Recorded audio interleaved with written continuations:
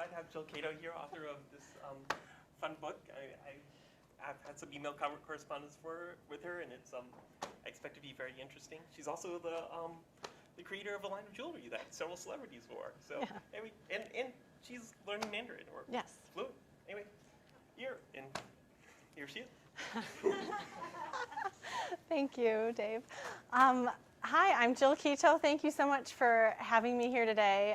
It is an honor to be here at Google. I know I use your products every day, and the people, it's great being amongst such bright and creative people. So let's, next slide. Okay. So about a year ago, I wrote a book called Don't Get Caught with Your Skirt Down, A Practical Girl's Recession Guide. It came out last summer. And it's kind of a funny, fearless, practical book about economics and what's happening in the economy and how to deal with it. In it, I made some predictions about what I thought was about to happen in the economy. Some of these have already happened, and some of them have yet to happen. My husband and I began preparing for this financial crisis we seriously started doing it back in 2005 and 2006. And at the end of 2006, we sold our home and we shacked up in a rental. A really nice rental house, but definitely a rental. We liquidated our stocks, we liquidated our US assets, and reinvested in other areas, including precious metals, resource stocks, and a variety of currencies. In the end, well, I like to call this crisis investing, and it's very, very different from bull market investing. So in the end, I think that we minimized our risk and maximized our gains in this tumultuous time, including this year, 2009, maximizing our gains. Today, so basically, that's why I wrote the book. I wanted to share the information that we have as a family and share some of the ideas that we've had, not just for our money, but for our life as well.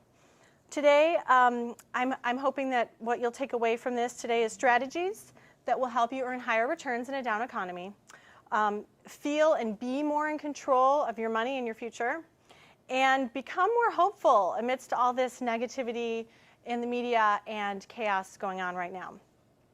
I believe that you can have a financially responsible life without sacrificing your quality of life, your taste, or your style.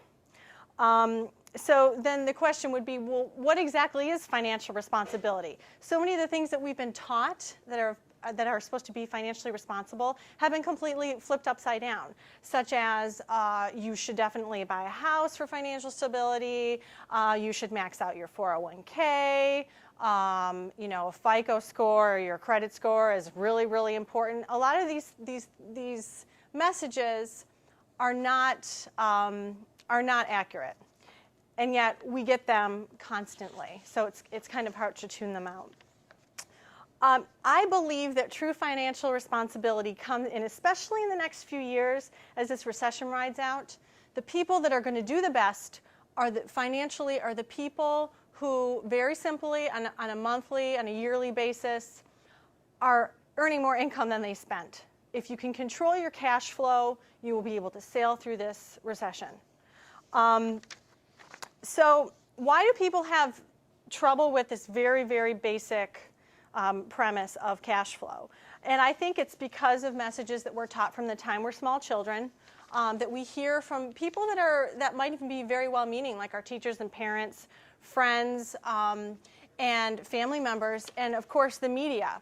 And it's hard, again, to sort out what's the best for you, and there's a lot of conflicting information out there.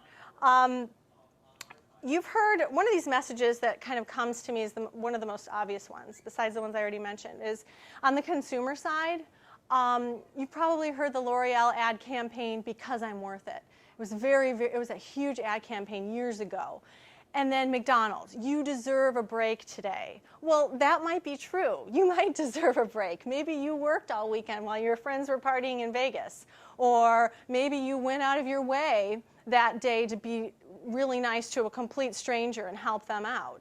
Yes, and yeah, sometimes it feels good to reward yourself, and for some people that reward can come in the form of a purchase.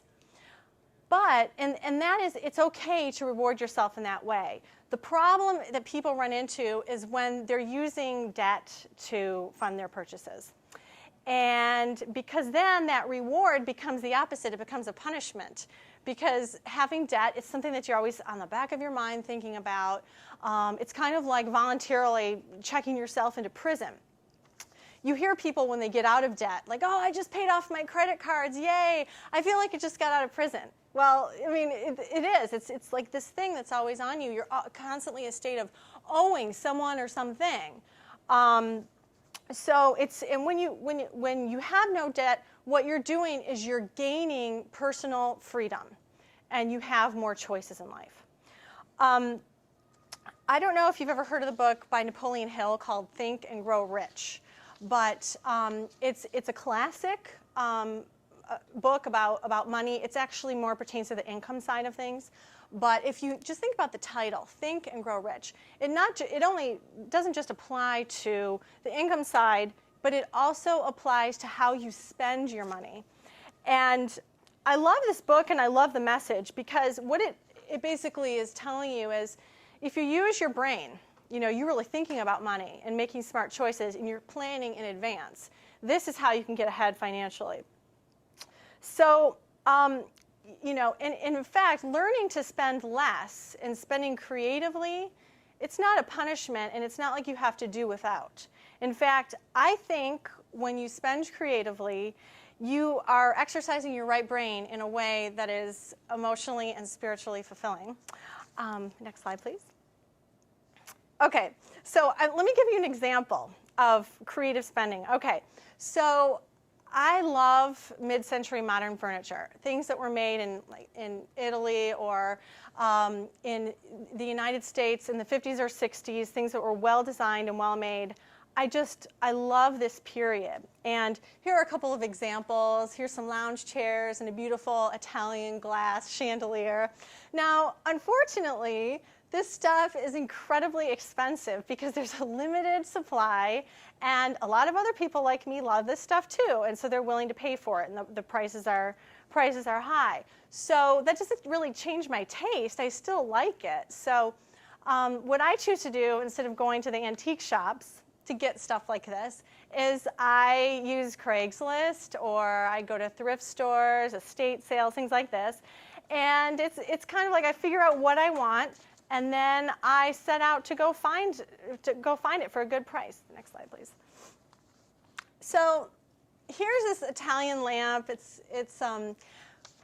I've been looking for, and they call this an arc lamp, and basically because it arcs across like basically like half of the room. They're really big, they're tall, and I've wanted one of these for the last few months, and I've been trying to figure out, gosh, they're so hard to find. I've been all over town looking, but I definitely wanted one, and I even threatened my husband. I said, if I can't find one, I'm going to have to make one, and you're going to have to help me, because this is going to be a project that involves all kinds of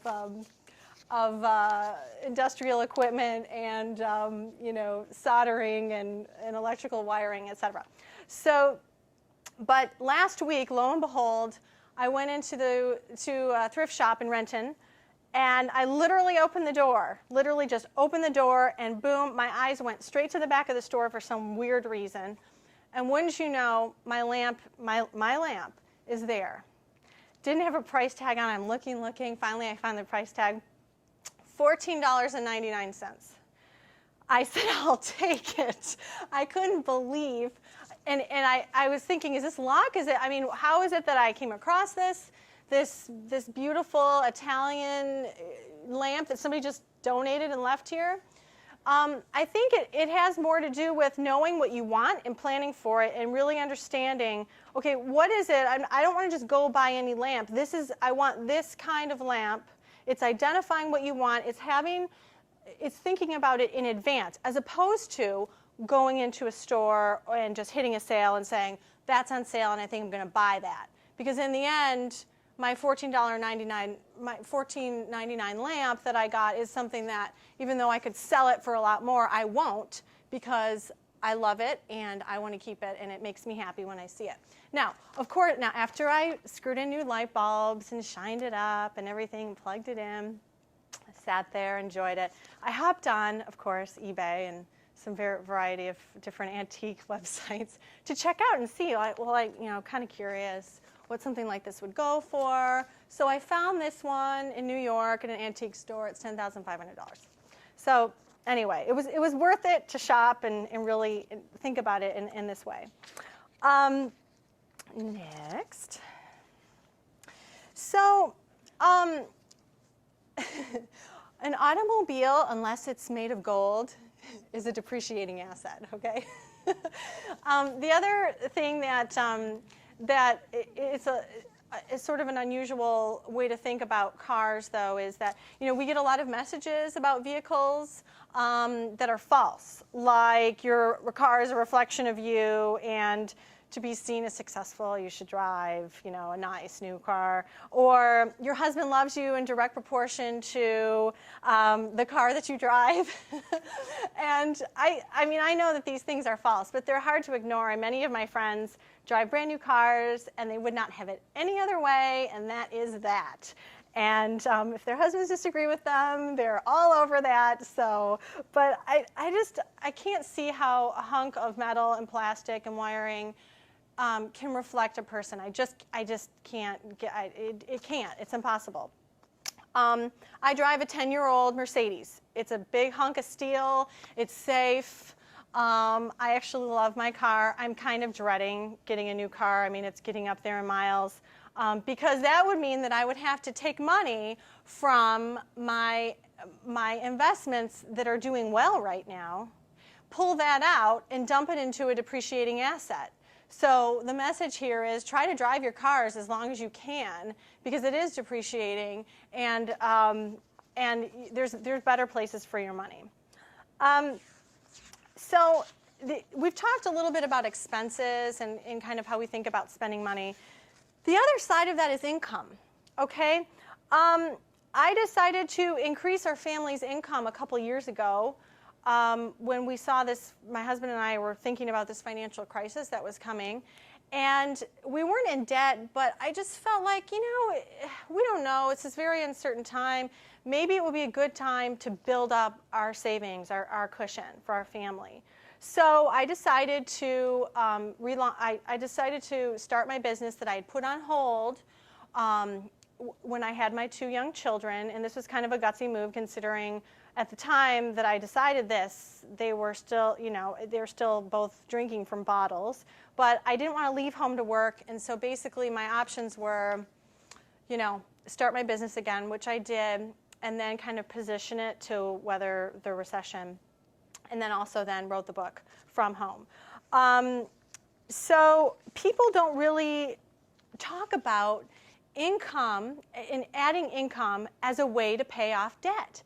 I hear from so many people who are very concerned about either their mortgage or their car payment or their student loans or any of these, all this debt. And it might seem obvious, but it's something that a lot of people don't even think about. Yes, you can increase your income. It's not impossible. Your significant others can increase their income too.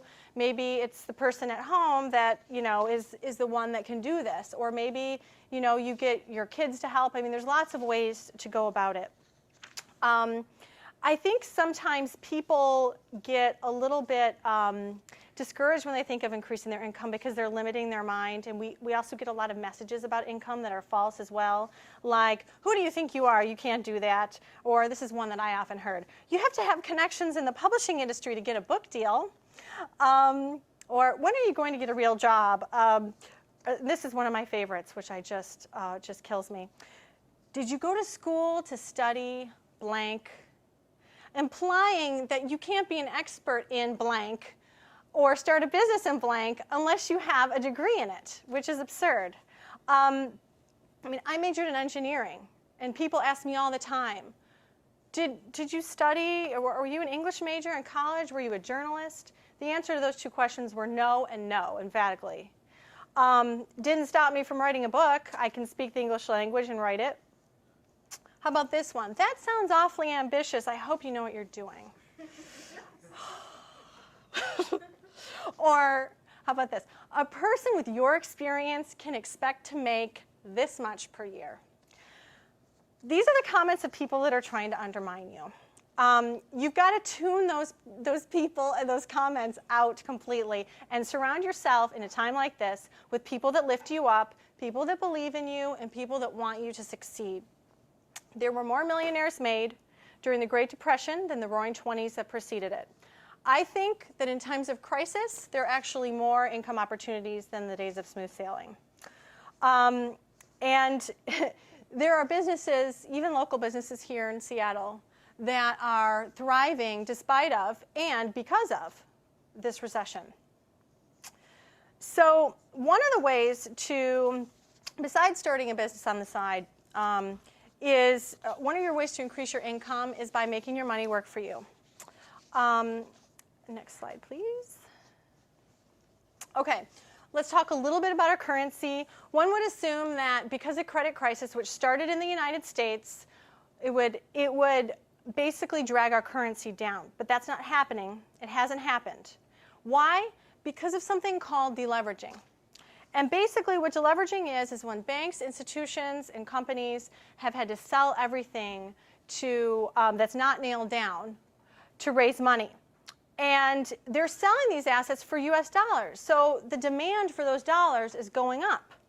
Now, this has resulted in plummeting asset prices and strength in the dollar, but I do not believe that this dynamic can exist in perpetuity. It will come to an end.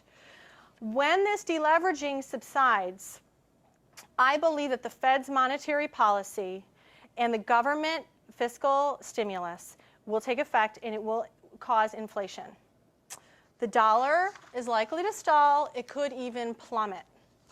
You have to look at it this way. It took 200 years for our monetary base to go from 0 up to 800 billion. Now, in just 3 months, this past fall, it went from 800 billion to 1.5 trillion. That's double the amount of paper dollars and coinage in existence since last summer. So recently, the Fed has announced that they're going to start quantitative easing, which means, in layman's terms, that they're going to fire up the printing presses. They have printing presses. That they can do. And I think that we can expect inflation to come back by the end of this year. What happens when governments print lots of money with reckless abandon? That is inflation. This means that the prices must rise to soak up all that new currency like a sponge soaks up water. The end result is that every new dollar flooding into the system will make the existing dollars worth less. And you know, if you don't like a next slide, please. Like a $200 a week grocery bill, how about $500 a week? It could happen. The things that we need, like food, clothing, utilities, gas, those types of things, could go up while services could stagnate. And the thing about inflation is that your salary does not necessarily keep up with inflation, especially if it happens quickly. Now, yeah, and assets that require debt, though, like cars and houses, those could go down or even stagnate, all right? Next slide, please. I have a little visual here for you. This is a 1 ounce Canadian maple leaf. It's made out of gold. This is a 1 ounce silver coin made of pure silver. And here is a $20 bill. Now, in 1932, you could pick up one of these shiny 1 ounce gold coins for about 20 bucks. Well, now you would have to have almost 45 of these to get one of these because the value of this has diminished. The value of this has pretty much stayed the same. You know, it's not that the gold has gone up. The value of the gold has stayed the same. You're not going to get wealthy by, you know, hanging on to gold, but it's a good storage of savings. Why? Because since the reality is, since the times of Rome, you can buy like a better quality man's suit with 1 ounces of gold. Okay, so it is the thing that is staying the same. This is what's going up and down, and right now this is going down. Okay, the next one, please. So I like to say that yellow is a new black because all my favorite investments right now, and not even necessarily investments, but a storage of savings, happen to be yellow. Wheat, gold, and corn. These are some of the more inflation-resistant investments in places for your money that are safe if we do see inflation spiraling out of control. Gold and silver, both foreign currencies, are a very good place, and it's a stable place, like Canadian dollars, for example, or the euro. I love agricultural commodities right now. They're dirt cheap, and there's a world demand for them. Corn, wheat, soybean, sugar, etc. By the way, my money is where my mouth is, even with the recent decline in gold and silver. Well, now it's bouncing back up. I mean, it's bouncing all over every day, but I'm still investing my U.S. dollars and converting it into gold and silver. If you would have bought it back in October, you'd be up about 45% on silver and about 31% on gold. So they are climbing. Here's some areas where I'm not invested presently. That would be U.S. dollars, real estate, U.S. savings bonds, or any equity that depends on consumer credit. Next slide, please. I'm actually very, very optimistic about the future of America once all of this is washed out. I think that Americans are resilient. I also think that this could be an opportunity from our culture to shift from this kind of keep up with the Joneses, materialistic thing to a mentality where people are a little bit more industrious, more frugal, and more. I hope we're going to build more of a savings culture here. There are always opportunities in times of change, and I really think that the opportunities are going to be huge in the next few years. I also think that we're exiting the age of the Wall Street money machine, and we are entering the age of the entrepreneur and people that can actually build things of value. So, next slide, please. What are some things that a person or a family can do? First, get a very, very clear picture of where your money is and where it's not. So your monthly cash flow and your liquid net worth. I mean, like, what's your house worth if you had to hit the bed? I mean, you've got to be realistic about this stuff. Save it. Try to save at least 20% of your gross income. You look at the Chinese; they save over 50%. Pay off your non-mortgage debt because it's way, way, way too expensive right now. And if you're stretching to make your mortgage payment, get in there and negotiate with your bank and try to get a loan modification or work out something with the bank. I know a lot of banks are doing this right now. Will Rogers, he said, I'm not so much concerned with the return on capital as I am with the return of capital. It's not the time to be taking huge risks. Focus on earnings and savings, not really making capital gains. Again, the value of this could go way up, but that's not why I'm in this right now. It's because I don't want to lose, what we have worked so hard to save. Look for ways to increase your income, and then put at least some of your savings in an inflation-resistant area. Okay, next. Own some actual physical gold and silver as opposed to just paper, like an ETF. There's ETFs. But I think it's also a good idea to have a variety of gold and silver investments besides just the stocks. So the actual physical hard thing that you can, the coins that you can hold in your hand. Now, there's ways you might be wondering, well, where would I keep it? Do I stick it, do I bury it in my yard or what? Okay, there's a couple of places, Perth Mint and Gold Money, where they have vaults that you can keep them, and they are insured and backed by the government of Australia, and the Perth Mint is. So gold money is insured by Lloyd's of London. So next, please. And on the attitude side, if you can replace fear with a proactive attitude and plan, that's going to really behoove you. Keeping your personal cash flow positive every month, that is huge. That is maybe the most important thing that I hope you take away from this. Keep your friends, your family, and your community network. Now is not the time to push people away. Now is the time to get more involved and closer to the people that you care about, and also in your community as well. They can look out for you, and you can look out for them. Be honest with your kids. Don't try to shield them from this. It's great to protect your children from harm, but you want them to understand what's going on, and you want to teach them how they can spend and earn wisely. I also think that people tend to want to protect their kids from disappointment, and I think that's a huge mistake. Why? Because disappointment, it breeds desire, and desire fuels this resourcefulness and drive, and these are gifts that you can give to your kids. Another great thing to do is to, if your kids are little like mine are, is introduce a foreign language like Mandarin, because by the time my kids are grown, I think that that having that second language is going to help them tremendously, and that the Chinese economy will be so huge by that point that that knowing that will really benefit them. Don't expect a government bailout. Bail yourself out.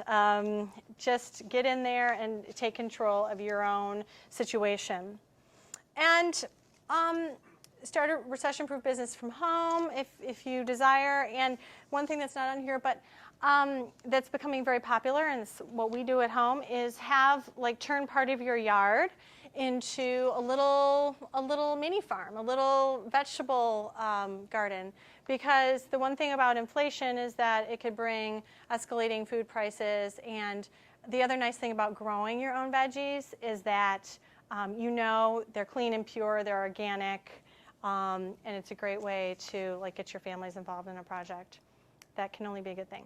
So I hope that I answered some of the questions that you had about what's going on in the economy today. And if any of you have any questions, I'd be happy to answer them. Anyone? No? Yeah. In your book, you mentioned something about a 1-minute elevator pitch to say what you bring to other people. What's your 1-minute elevator pitch? My 1-minute elevator pitch is that I am a mother, I am a writer, and I am a business owner. And and in fact, I'm not ever trying to sell people on myself or on what I do, so I don't really do this often. But I just tell people, look, this is what I do.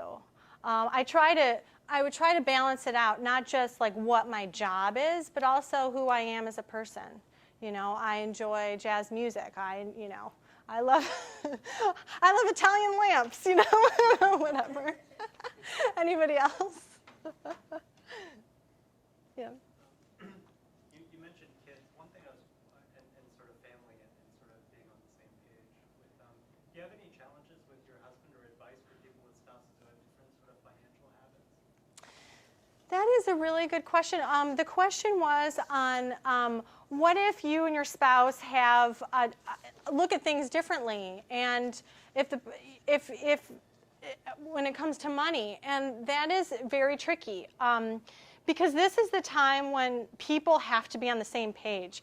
And my answer to you, since you're the husband and she's the wife, is that I think that the best way to get women especially involved in the and get you on the same page and aligned is that she has to be fully aware of where every single dime is. And she has to be actively engaged in the decision-making process of your investments, because it shouldn't just be one person's responsibility to make those decisions. The beauty of that is let's say you do have an investment that's doing really well. Well, she was part of that decision, and so she can feel like she did something good for your financial bottom line. Likewise, if you invest in something and it goes down, well, she was part of that too, so she can't blame you. So I think that the most important thing really is for people to always be constantly communicating about it. And if she knows exactly where everything is, I mean, how can she logically, you know, say, oh, well, I want, you know, again, like a new car, or, you know, I want to spend more on this or less on this. But it's more of a group effort as opposed to one person. Even if that one person is the one making all of the income in a family, it still should be both people involved. So, any other questions? Okay. Well, thank you so much for having me today. It was wonderful. Appreciate it.